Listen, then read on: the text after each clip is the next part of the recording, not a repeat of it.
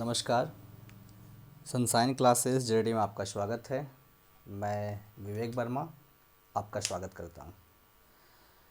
आज हम लोग फिर से वापस आए हैं और जेटेट और सीटेट की तैयारी को आगे बढ़ाते हुए वापस लौटे हैं। हम लोग जेटेट और सीटेट की तैयारी कर रहे थे, बीच में कुछ नेटवर्क के बाध्यता के कारण हम लोग सही तरीके से रह नहीं पाए। कोई बात नहीं, हम लोग फिर से वापस आए हैं, हम लोग लगे रहेंगे। अब हम लोग बाल विकास एवं शिक्षा शास्त्र CDP लेके आए हुए। आज क्लास 10वां क्लास है उनका, उसका 9 क्लास हम पहले ले चुके हैं। तो उस 9 क्लासों को आप पहले अच्छी तरीके से देख लें, इसके बाद आप 10वें क्लास को देखें।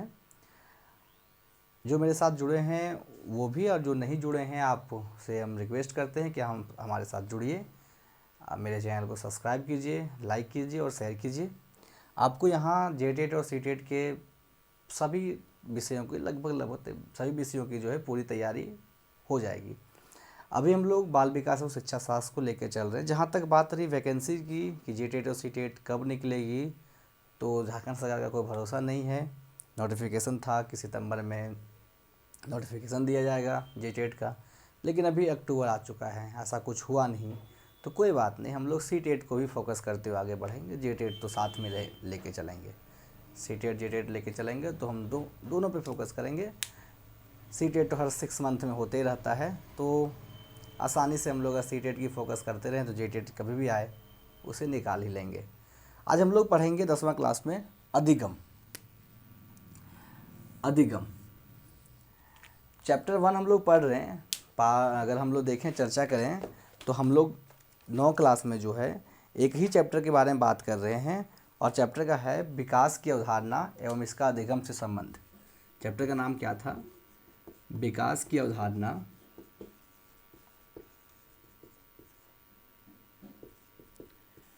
एवं इसका अधिगम से संबंध।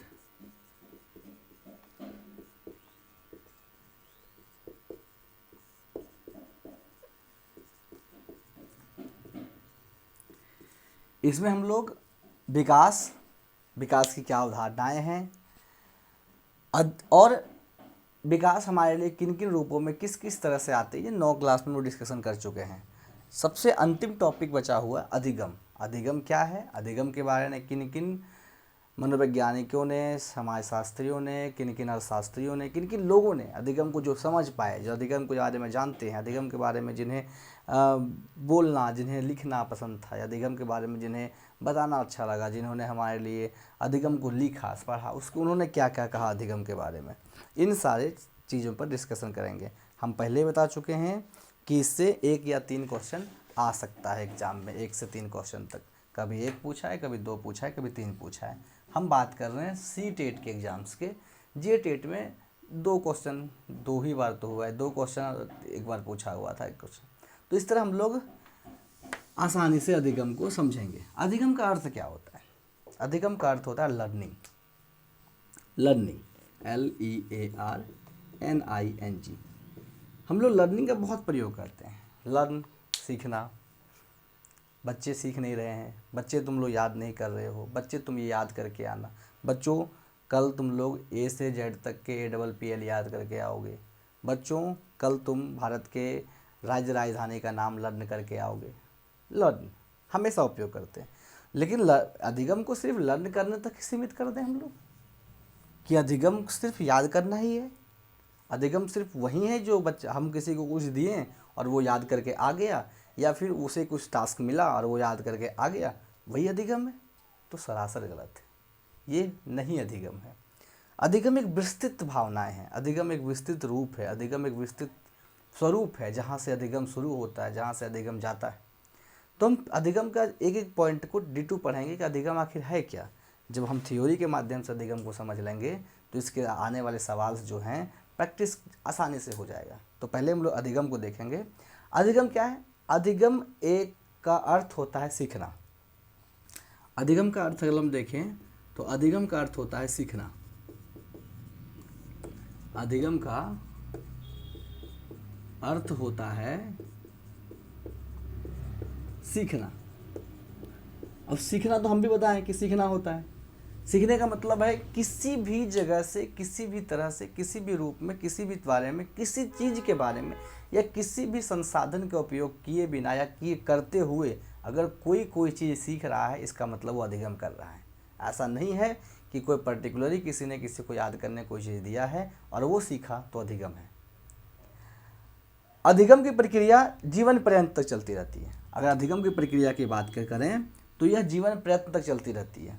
अधिगम की प्रक्रिया जीवन पर्यंत तक चलती रहती है। अधिगम की प्रक्रिया जीवन पर्यंत तक चलती रहती है। देखिए, हम ये सारे कुछ पॉइंट्स हैं जो लिखा दे रहे हैं, जिसको आपको याद रखना आपके लिए ज़रूरी है। अधिगम की प्रक्रिया की बात करें तो जीवन पर्यंत तक चलती रहती है। जहाँ अगर कोई बच्चा जन्म लेता है और वो बच्चा अपनी माँ को पहचानता है, या बच्चा अपनी माँ की गोद को पहचानता है, या अपनी माँ के आंचल को पहचान के चुप हो जा रहा है, इसका मतलब वो अधिगम किया, उसने सीखा, उसने इसे जाना, तब तो ये बच्चा किसी दूसरे के पास चुप नहीं रहा है। इसका मतलब अधिगम जो है बचपन से, जब बच्चा जन्म लेता है या बच्चा गर्भ में होता है, तब भी वो अधिगम कर रहा होता है, चीज़ों को जान रहा होता है, सीख रहा, कैसे वो अपनी माँ को तुरंत पहचान जाता है। तो गर्भ से उसकी अधिगम शुरू हो जाती है। हम लोग गर्भ की बात करें तो वहाँ से भी उसकी अधिगम की सब जो है प्रक्रिया शुरू हो जाती है, सीखने की प्रक्रिया शुरू हो जाती है। और अधिगम जब तक जिंदा रहते हैं हम लोग, जब तक हमारा प्राण हमसे निकल नहीं जाता है, तब तक हम अधिगम ही कर रहे होते हैं, कुछ ना कुछ सीख रहे होते हैं। और एक शिक्षक होने के नाते हमें तो अधिगम, हम सभी को अधिगम तो बहुत अधिक करना होगा। तो अधिगम एक ऐसी प्रक्रिया है जो जीवन पर्यंत तक चलती रहती है, जिसके द्वारा हम कुछ ज्ञान अर्जित करते हैं और जिसके द्वारा हम अपने व्यवहार में परिवर्तन करते हैं। अधिगम के द्वारा क्या करते हैं, हम कुछ ज्ञान अर्जित करते हैं, चाहे वो ज्ञान ए हो, बी हो, सी हो, डी हो, कुछ भी ज्ञान हो, वो ज्ञान हम अर्जित करते हैं और अपने व्यवहारों में परिवर्तन करते हैं। लिख लेंगे इसको भी। अधिगम के द्वारा क्या करते हैं हम लोग, अधिगम के द्वारा हम कुछ ज्ञान अर्जित करते हैं, हम सब कुछ ज्ञान अर्जित करते हैं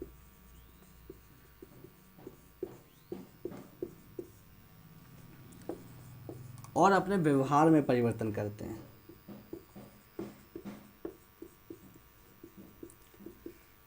व्यवहार में परिवर्तन करते हैं। व्यवहार में परिवर्तन करने का मतलब है, मान लेते हैं कोई बच्चा जो स्कूल नहीं जाता है, एग्जाम्पल की तरह से समझने के लिए मान लेते हैं कोई बच्चा स्कूल नहीं जाता, उसे स्कूल जाने से कोई मतलब ही नहीं है, क्योंकि उसे लगता है कि हम स्कूल जाके क्या करेंगे। वो बहुत बदमाश है बच्चा, वो बच्चा सीख नहीं रहा है कुछ। बच्चा घर में, उसके गार्जियंस भी चाह रहे हैं कि मेरा बच्चा स्कूल नहीं जाए, हम घर में ही पढ़ा लेंगे, घर में ही ट्यूटर बुला लेंगे।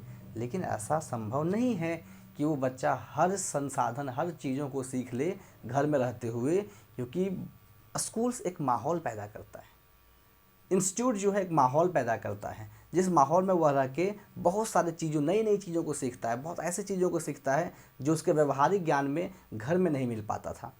तो बच्चा जो है स्कूल जाते ही धीरे धीरे क्या होता है, सुधरना शुरू हो जाता है। वो बच्चा स्कूल जाके टीचर्स के डर से सुधरना नहीं शुरू होता है, वो बच्चा स्कूल जाके हो सकता है किसी अपने दोस्त के रवैये से, या दोस्त वो अच्छा दोस्त मिल जाता है उसे, या कुछ ऐसा चीज़ें देखने लगता है, ऑब्जर्व करने लगता है कि हर कोई ऐसा कर रहा है, या फिर ऐसा रूल रेगुलेशन स्कूल्स का होता है जिस रूल रेगुलेशन में प्रतिदिन आता है और अंतिम में वो ढल जाता है और अपनी पुरानी चीज़ों को धीरे धीरे भूलना शुरू हो जाता है और बच्चा सुधर जाता है। इसका मतलब उस अपने ज्ञान अर्जित करता है और अपने व्यवहार में परिवर्तन कर रहा है।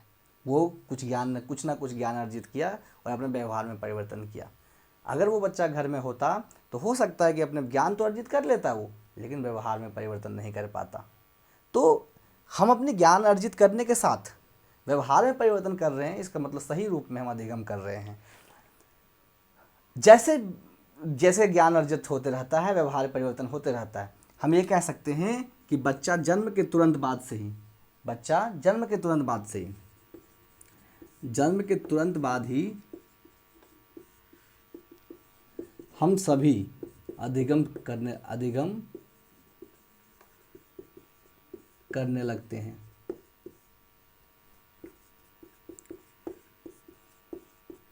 जैसे हम लोग कोई बच्चा जन्म लेता है, या कह सकते हैं सीखना प्रारंभ करने लगते हैं। अगर जैसे कोई बच्चा जन्म लेता है, वो बच्चे हम पहले ही बता चुके हैं कि वो अधिगम करना शुरू कर देता है। ऐसा इसलिए क्योंकि अपनी माँ को पहचानता है। जैसे जैसे बच्चा बड़ा होने लगता है, अपने आस पड़ोस के लोगों को पहचानता है, जो उसको गोदी में खिलाता है, जो उसको घुमाता है। जैसे और बच्चा बड़ा होने लगता है, वो बोलना शुरू कर देता है, वो अपने अगल बगल के पड़ोसी। फिर बच्चा जैसे बड़ा होता है, बच्चे दूसरे के बातों को रिपीट करना शुरू कर देते हैं, या कह सकते हैं कि दूसरे जो बात कह रहे हैं उसे याद रख के फिर से जब तुमसे पूछोगे तो बताना शुरू कर दे। इसका मतलब बच्चे में अधिगम की प्रक्रिया बहुत तेजी से, क्योंकि वो शार्प माइंड होता है। उस समय बच्चे के दिमाग में उसके अलावा जो आप कह रहे हैं उसके अलावा उसके दिमाग में कुछ नहीं चल रहा होता है। इस कारण से जो आप समझाइएगा, जो आप कहिएगा, कह सकते हैं कि एक कुम्हार का काम हम लोग कर रहे होते हैं कि बच्चे को ढाल रहे होते हैं, बच्चे को समझा रहे। यही कारण है कि बच्चे को उस दौरान बेहतर अधिगम मिलना चाहिए, सही शिक्षा मिलनी चाहिए। शिक्षा ही नहीं, क्योंकि हमारा आस पास का पर्यावरण भी अधिक अच्छी होनी चाहिए, क्योंकि वो अधिगम वही करेगा जो हम उसे दिखाएंगे।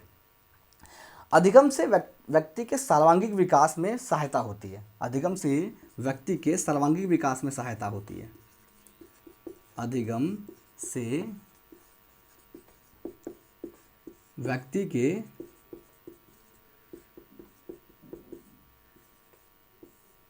सर्वांगीण विकास में सहायता मिलती है।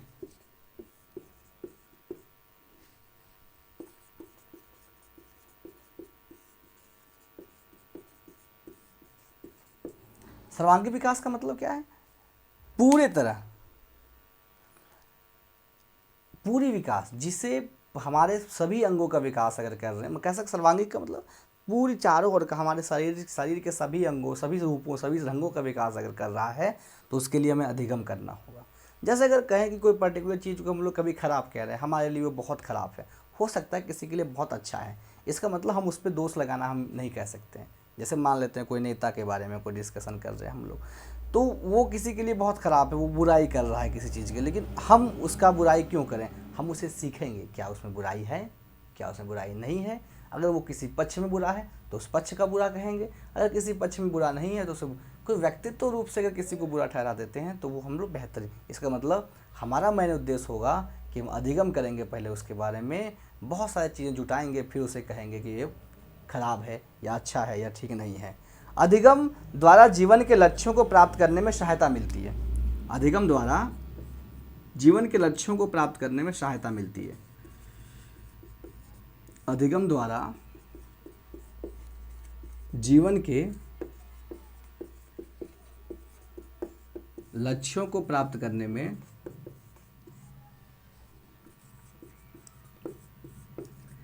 सहायता मिलती है।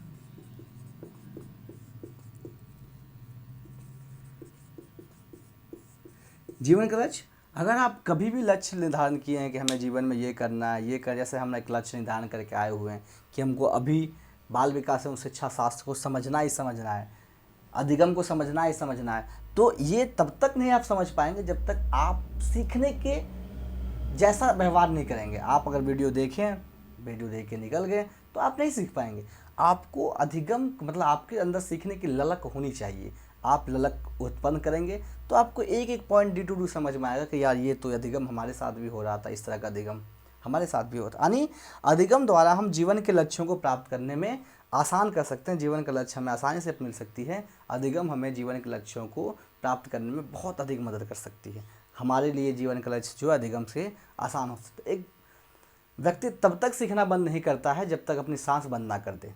व्यक्ति हर पल सीखता रहता है और सीखना चाहिए। आप बेहतर तरीके से देखते होंगे, कोई कौआ को, कोई चीज़ों को वो भी ऑब्जर्व करता है। आपके घर में कोई बकरी हो, आपके घर में कोई कुत्ता हो, आपके घर में कोई चीज़ें हो, आप उनके भी अधिगम को देखते होंगे कि वो हर एक चीज़ ऑब्जर्व करता है। आप कैसे हैं, आप कहाँ रह रहे हैं, आप कैसे कर रहे हैं, वो भी चीज़ सीखना चाहता है। एक जानवर जिसे समझ की शक्ति की कमी है, जिसमें हल्का फुल्का, वो भी हमारे जैसे रिजेक्ट करना शुरू कर देता है। हमारे आने से, हमारे रहने से, हमारे देखने से वो अपने आप को महसूस करवाना शुरू कर देता है कि हम भी यहीं हैं। यानी वो भी अधिगम कर रहा होता है। तो सिर्फ हम ये कहें कि मनुष्य अधिगम करता है तो नहीं, पशु पंछी, पेड़ पौधे, सभी चीज़ें अधिगम करती है। हम मनुष्य को इसलिए लेकर चल रहे होते हैं क्योंकि मनुष्य में हमें दिखता है, मनुष्य में हम दिखा सकते हैं। मनुष्य की प्रवृत्तियाँ हमें सभी जगह पे अलग अलग जैसा दिखाई देता है। इसका मतलब अधिगम एक ऐसी प्रक्रिया है जो पृथ्वी पर स्थित सभी सजीव अधिगम करते हैं, अधिगम के रूप का उपयोग करते हैं। अधिगम के बाद व्यक्ति स्वयं और दुनिया को समझने योग्य हो पाता है। अधिगम के बाद जो है व्यक्ति स्वयं को और दुनिया के समझने योग्य बन जाता है। अधिगम के बाद व्यक्ति क्या करता है, स्वयं को एवं दुनिया को समझने योग्य बन जाता है। अधिगम जैसे सबसे इम्पोर्टेंट है कि आप अपने आप को समझें, हमारी काबिलियत क्या है, हम कैसे हैं, हम क्या कर सकते हैं, हम कैसे रह सकते हैं, हमारी काबिलियत कहाँ तक जाती है। इसका मतलब कि हम जब तक अपने आप को नहीं समझेंगे तब तक दुनिया पे नहीं समझ पाएंगे। हम लोग हमेशा दुनिया को समझें। दुनिया का मतलब ये नहीं कि पूरा वर्ल्ड आप समझ रहे हैं।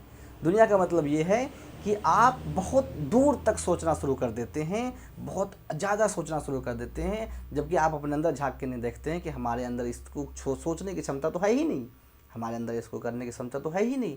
इसका मतलब हम अपनी दुनिया को समझने से पहले अपने आप को समझेंगे, और अपने आप को और दुनिया को समझने के लिए हमको अधिगम करना होगा, मतलब सीखना होगा, सीखना होगा, सीखना होगा। और ये सीखने की प्रक्रिया तब तक नहीं बंद करनी होगी जब तक आप दुनिया को समझ ना लें या अपने आप को समझ ना लें। तो अधिगम हमें दुनिया को समझने में, इसे आसान करने में बहुत मदद करती है। एक बार फिर से दोहरा लेंगे, फिर आगे पॉइंट पढ़ेंगे, मिटाएंगे इसे हम लोग। पहला क्या पॉइंट है कि अधिगम का अर्थ होता है सीखना। अधिगम हमें सीखने में मदद करती है। अधिगम की प्रक्रिया जीवन पर्यंत तक चलती रहती है, सदियों सदियों तक जीवन पर्यंत तक चलती रहती है। अधिगम के द्वारा हम कुछ ज्ञान अर्जित करते हैं और अपने व्यवहारों में परिवर्तन करते हैं। अधिगम के द्वारा हम कुछ ज्ञान अर्जित करते हैं और अपने आने वाले व्यवहार में परिवर्तन करते हैं। जन्म के तुरंत बाद से भी अधिगम करना हम सीख जाते हैं। अधिगम हमारे सर्वांगीण विकास, चारों तरफ के विकास को, हमारे सभी अंगों के, सभी रूपों के, सभी परिवेश के विकास करने में सहायता करती है। अधिगम जीवन के लक्ष्यों को प्राप्त करने में आसान बनाती है। और अधिगम से हम स्वयं को भी सीख सकते हैं और दुनिया को सीख सकते हैं। दुनिया के हर विचारों को, हर चीज़ों को जान सकते हैं, हर एक व्यवस्थाओं को जान सकते हैं। ये वीडियो आप अगर फेसबुक पर देख रहे हैं तो मेरे पेज को लाइक कीजिए, और अगर ये वीडियो आप यूट्यूब पर देख रहे हैं तो मेरे चैनल को सब्सक्राइब कीजिए, लाइक कीजिए और शेयर कीजिए। आगे बढ़ते। अधिगम से व्यक्ति और दुनिया को समझने के योग्य हम बन जाते हैं। अगर हम अधिगम करते हैं तो हम किसी अपने आप को समझ सकते हैं और दुनिया को समझना हमारे लिए आसान हो सकता है। यदि किसी छात्र किसी विषय वस्तु पर ज्ञान आधारित कुछ परिवर्तन करने में, उत्पादन में सक्षम हो गया तो सीखने की प्रक्रिया अधिगम कहा जाता है। अगर कोई छात्र किसी ज्ञान के बारे में, किसी ज्ञान वस्तु के बारे में वह सीखने में सक्षम हो गया, विषय वस्तु या ज्ञान वस्तु कह सकते हैं, या विषय वस्तु के बारे में यदि कोई विद्यार्थी, छात्र जो है किसी विषय वस्तु के बारे में, उसके आधार पर होने वाले परिवर्तन के बारे में सीखने में सक्षम हो गया तो हम कह सकते हैं कि वह स्टूडेंट, वह छात्र जो अधिगम किया। इसका मतलब अगर वो कोई टॉपिक को लेके चला था, मान लेते हैं कि भारत के संविधान के बारे में पढ़ रहा था वो, और भारत का संविधान वो अब उसके पास संचित हो गया, जमा हो गया, वो भारत के संविधान के बारे में बहुत कुछ चीज़ें जान गया। ऐसा हम नहीं कह सकते वो सब कुछ जान जाएगा तुरंत, लेकिन वो उस ज्ञान को, विषय वस्तु के ज्ञान को जो उसने पढ़ा, उसके बारे में उसके पास बहुत सारा ज्ञान आ गया और उसमें वो सक्षम हो गया कि उसके बारे में बहुत सारी चीज़ें आपको बता सकता है, किसी के साथ शेयर कर सकता है, वो लिख सकता है, वो चीज़ें कर सकता है। इसका मतलब कि उसने सीखने की प्रक्रिया पूरी कर ली, और इसी सीखने की प्रक्रिया को अधिगम कहते हैं। आपने देखा होगा हम लोग की पढ़ाई किस तरह होती है। हम लोग की पढ़ाई देखिए तो 10वां क्लास तक जो है 5 विषय आपको लेने होते हैं।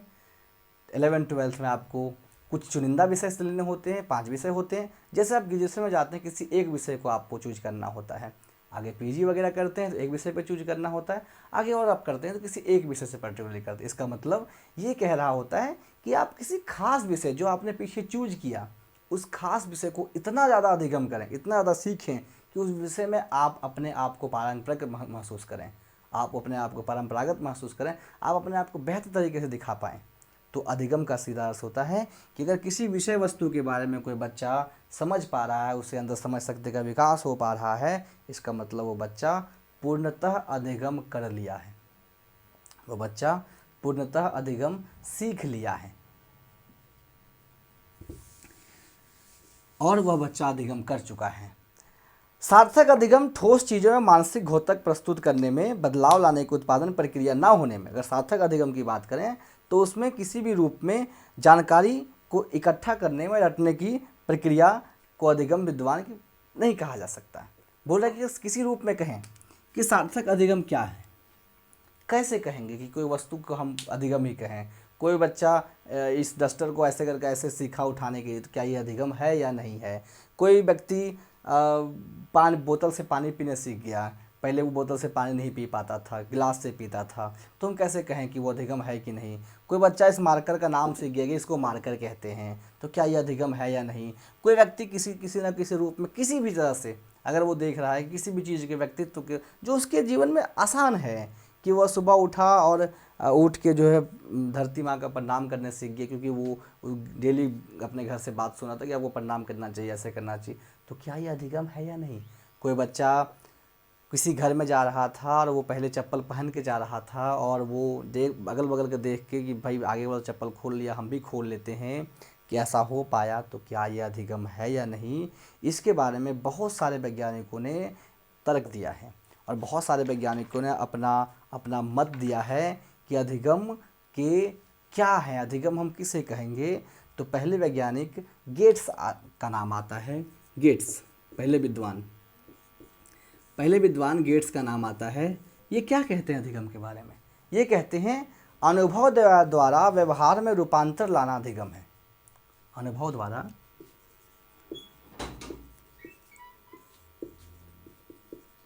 व्यवहार में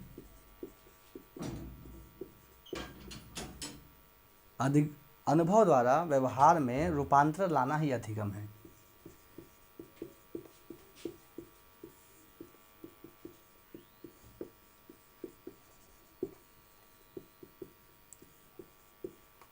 ये आपको याद रखना होगा जब ये कभी दिया रहता है सवाल में कि अनुभव द्वारा व्यवहार में रूपांतर लाना अधिगम है, ये किसने कहा था, तो हम डायरेक्ट लगाएंगे गेट्स ने। कि जब भी अनुभव आपके बदलाव हो रहे हैं और आप अनुभव के आधार पे किसी के व्यवहार में परिवर्तन ला रहे हैं, अपने व्यवहार में, किसी दूसरे के व्यवहार में परिवर्तन भी ला सकते हैं, लेकिन पहले हम अपने व्यवहार में परिवर्तन करेंगे, तो इसका मतलब आपने अधिगम किया। जैसे हम किसी रूप में किसी चीज़ को किसी जगह पे उठाएं, और हमने उसे अनुभव किया कि उसे उठाने में इतना बल लग रहा है, और फिर हमने व्यवहार में परिवर्तन किया कि इसके लिए हम ज़्यादा बल का उपयोग करेंगे, तो हम अधिगम कर रहे हैं। ए पिल, आगे एक और विद्वान आते हैं, ए पिल, ये क्या कहते हैं अधिगम के बारे में। ये कहते हैं कि अधिगम व्यक्ति में एक परिवर्तन है। अधिगम व्यक्ति में एक परिवर्तन है।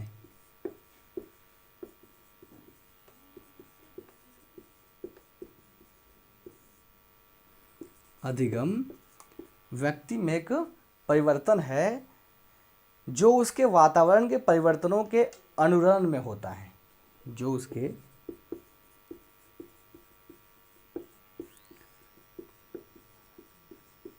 वातावरण के परिवर्तन के अनुसार होता है। ई पिल कहते हैं कि अधिगम जो है वो किसी व्यक्ति में एक ऐसा परिवर्तन है जो उसके आस पड़ोस, वातावरण, परिवेश को बदलने से उसके पास आता है, और वो परिवर्तन उसके पास दिखाई देता है। इसका मतलब हम ये कह सकते हैं कि वो अधिगम कर रहे हैं। एक और वैज्ञानिक आते हैं, विद्वान आते हैं, क्रो। दो वैज्ञानिक है, क्रो और क्रो। ये क्या कहते हैं अधिगम के बारे में। ये कहते हैं कि जीवन आदतों और ज्ञान एवं अभिवृत्तियों का अर्जन है। जीवन आदतों, ज्ञान और अभिवृत्तियों का अर्जन है।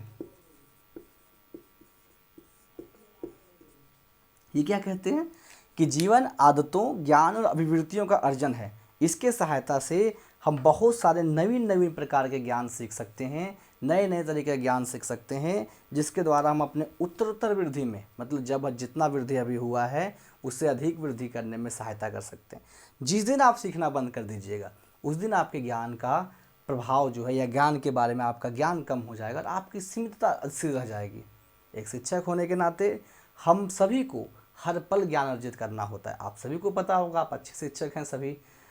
हमें हर दिन नए नए तरीक़ों से ज्ञान अर्जित करना होता है, नहीं तो हम बच्चे को सही तरीके से ज्ञान नहीं दे पाएंगे। इसका मतलब ग्रो और ग्रो का जो कहा हुआ है कि जीवन आदतों, ज्ञान एवं अभिवृत्तियों का अर्जन है। हमारा जीवन जो हमारे आदत है, हमारा ज्ञान है, हमारी अभिवृत्ति है, प्रवृत्ति है, जो ये चीज़ें हम कर रहे हैं, इसका एक सम्मिलित रूप है।